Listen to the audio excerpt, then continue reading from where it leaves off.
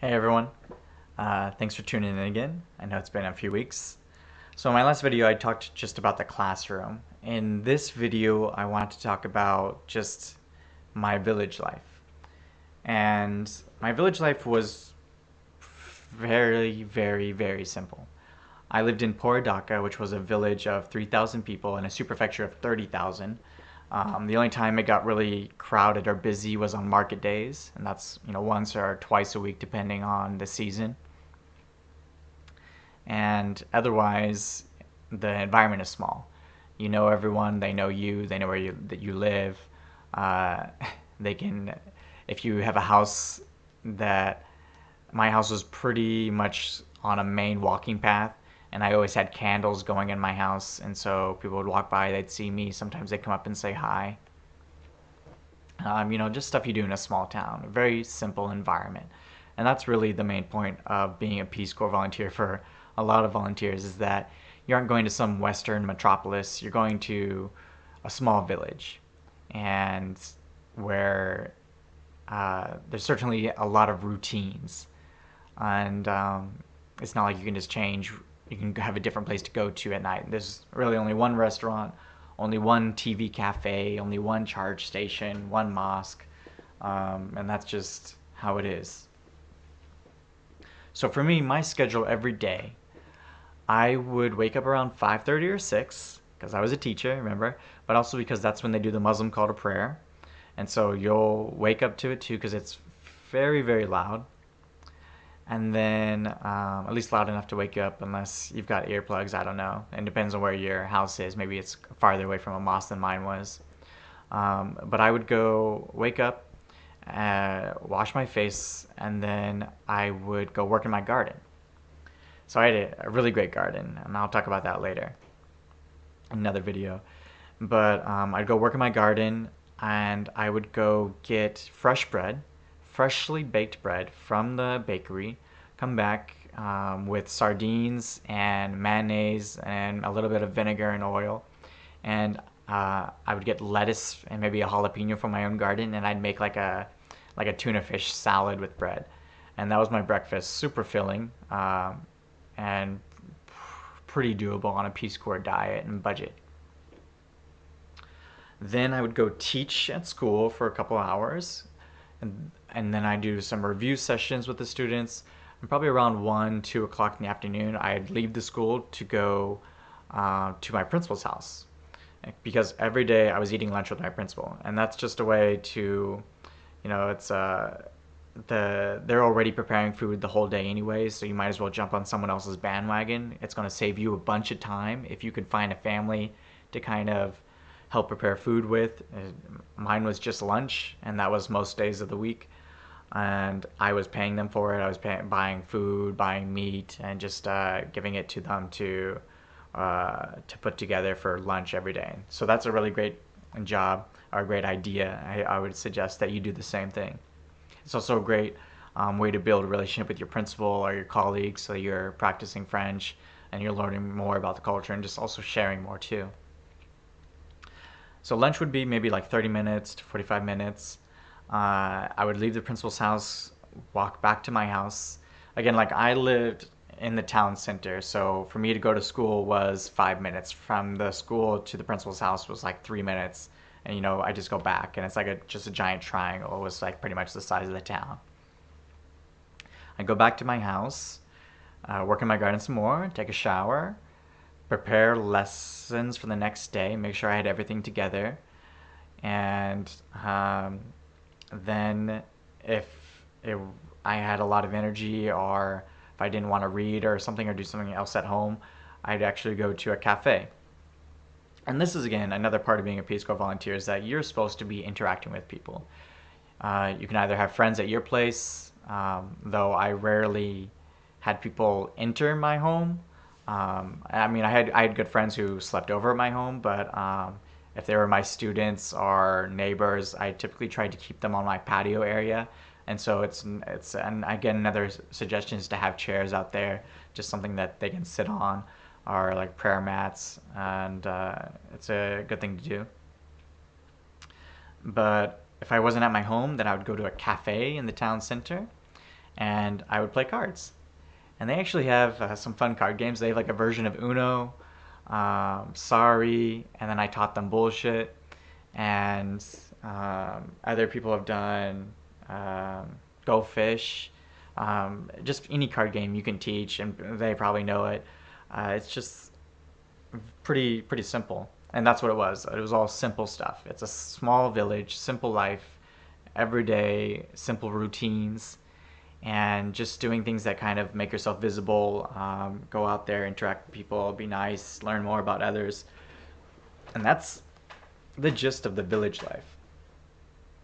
Uh, does it get boring? Well, I don't know. I mean, you for me it wasn't boring because I was having a different conversation every day. I had a purpose, something to talk about. Um, I was very careful about what I talked about too. I kind of planned out my conversations on certain weeks. Like, say, if I wanted to talk about stuff dealing with sexuality or sex, gender, equality, like those were very carefully planned conversations, like the points I wanted to hit. And sometimes I'd hit only one point a day and then, kind of ease into it. But most of the time, the conversations were about sports, American life. I'd always let them ask me questions, kind of like just like interviews, I guess. And they have an abundance of questions, always want to know more about life and America, and try and see how things are different here. Um, let's see. So if you're a teacher, your students and your colleagues will definitely visit you at your house, and that might make you uncomfortable. But it's pretty normal. People visit each other. You're neighbors with them. You might know their parents even. They might live next door to you. Uh, that's that's just normal. I never let my students into my house, but they loved coming to my house to play cards. And so sometimes in the afternoons, like after I worked in my garden, after I taught all day, I'd be so exhausted. It would be so hot. Like you couldn't even go inside your own house. That's how hot it would be. I'd get a prayer mat and just fall asleep outside my house while my students, I'd have like 6 or 7 students, they'd actually be doing homework or studying together or playing cards together. And sometimes even like just like taking a nap too. And like that's fine. That's that's not unexpected, or it's not abnormal for that to happen. So don't be surprised. Also take advantage if your students are there, because they will get you water, and they really won't like you to wash your own laundry if they're there. So like they might do that for you, but they'll definitely get you water and help you out with anything that you need, which is always nice. It's cool. Um, let's see. So again, like just village life is very simple. That's really the only way I can describe it. Uh, it can be a little bothersome because you feel like you don't have any privacy.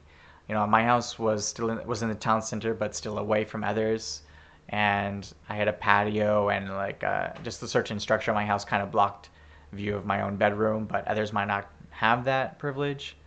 Um, so say when I had guests over, or um, good friends over, I suppose, I felt like that I had privacy, but at the same time, it was very easy for that privacy to be shattered, and that's really there's no way around that. Um, Luckily, it rains a lot in Guinea, so that kind of does give you a kind of like a sphere of privacy, where there's so much rain, like no one's going to visit you. No one can visit you, and no one can hear you, and you can watch movies as loud as you want, listen to music as loud as you want when it's raining, because it's not going to bother anyone, and that's great too. Some of the things I did not like about living in the village was that again, it goes back to that privacy thing, is that you can hear your neighbors' problems. And some of your neighbors might be a little violent with each other, might be violent with their kids, especially their kids. They think corporal punishment is the way to go, 100%. And you might be in your room and you just hear kids screaming. They're not even getting hit, but when they do get hit, you hear that too, and it's bothersome. Every single volunteer complained about that. It's just hearing kids get hit over and over.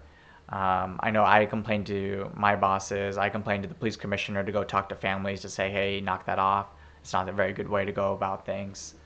Um, Again, that's another suggestion. Build a relationship with your police commissioner because he will talk to anyone and everyone for you. And, you might be able to convince some people to be less violent with their own kids.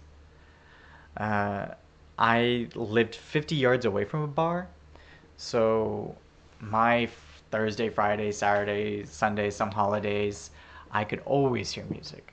And sometimes there would be drunk guys who would come up to my window, hang on the bars, and like sing to me. Like literally, like there's like 6 feet of separation from my bed to my window, and here's a guy just like, "Hey, white guy, why don't you come out?" And singing in English too, but mostly French. And I'm just like, "Go away, go away, go away." I mean, I never felt unsafe in those situations, because he wasn't the only one that would come by, but I could see how someone would feel unsafe, and that can be exhausting or frightening too. Uh, Other things I didn't like in the village is food. Good food can be really hard to come by in a village. You have to wait until market days, to where everyone brings a lot of fresh tomatoes, oranges, onions, and meat. Especially, that might be the only day you can buy meat. And you really have to think of ways to preserve without a refrigerator. And there's actually a way to preserve meat for several days at a time, just using oil and basically just like um, fry it one day and then just keep recooking it, I suppose, to kind of kill off the bacteria. I mean, your stomach will develop resistance. Trust me. After you'll get sick a lot your first year, but towards the end of your first year and your second year, you'll be fine. So to combat like not having any food, like really great food, besides sardines and the tuna fish, which actually will fill you up. Don't worry about that. I built my garden. I had my parents send me seeds. Every day I worked in my garden. I built it little by little. Had nice little rock paths, and I had squash, tomatoes, jalapenos, lettuce, collard greens, uh, um, bell peppers, beets, radishes, beans, and around my garden I had flowers, including a whole ring of sunflowers. And nobody had ever seen sunflowers before. And so when they saw these giant stalks growing up, all my friends and neighbors, they're like, "What are these trees? What are these trees? What are you doing with these trees?" I was like, "No, they're not trees. They're sunflowers." I was like, "Well, what's a sunflower?" It's like, "Well, you'll find out." And when they finally opened, they all open like you just come out one day and you smell it first, and they open as like these huge 10-inch wide flowers, and my yard was the envy of the world, let me tell you. But that garden is what saved me, Getty. Ain't no way about it. Like, if I didn't have that garden, I would never have been able to, like, I would have that fresh lettuce, fresh jalapenos, tomatoes, and just doing things that I thought were really healthy for me, healthy choices, and just filling me up pretty well. Um, and then also, paying my principal's family to cook for me, and being proactive about my meals too, when to eat. Um, yeah, there's just little things like that that make the village life work for you. What else can I suggest? Mm, I suppose let's just keep it at that right now, since this video is already 13 minutes, 14 minutes, and I'll talk about something else in the next one. Okay? Cheers.